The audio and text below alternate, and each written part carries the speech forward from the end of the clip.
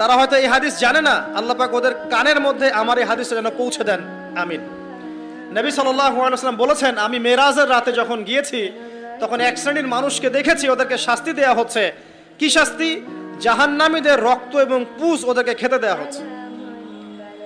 জিবরাইল আলাইহিস সালামকে জিজ্ঞাসা করা হলো যে এরা কারা? তিনি বললেন, এরা আপনার উম্মতের সেই সব ব্যক্তি যারা মাদকদ্রব্য সেবন করত। আল্লাহ রাব্বুল আলামিন তার হাবিবের মাধ্যমে জানিয়েছেন, যখন কোনো মুসলিম মাদক সেবন করে বা কোনো ব্যক্তি মাদক সেবন করে তখন 40 দিন তার নামাজ কবুল হয় না।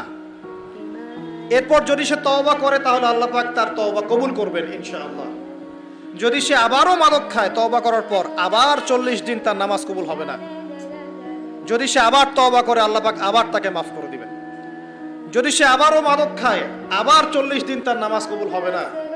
তারপর যদি আবার তওবা করে আবার আল্লাহ তাকে মাফ করে দিবেন। এরপরেও যদি সে আবার মাদক দ্রব্য সেবন করে, নবী সাল্লাল্লাহু আলাইহি ওয়াসাল্লাম বলছেন তাকে আল্লাহ রাব্বুল আলামিন পরকালে মৃত্যুর পরে তিনাতুল খাবাল পান করাবেন। তিনাতুল খাবাল। জিজ্ঞাসা করা হলো, ইয়া রাসূলুল্লাহ, তিনাতুল খাবাল কি জিনিস? নবী সাল্লাল্লাহু আলাইহি ওয়াসাল্লাম উত্তর দিচ্ছেন, এটা হচ্ছে জাহান্নামীদের রক্ত, মাংস, এগুলো পুড়ে পচে যে রসটা বের হবে, এটা হচ্ছে তিনাতুল খাবাল।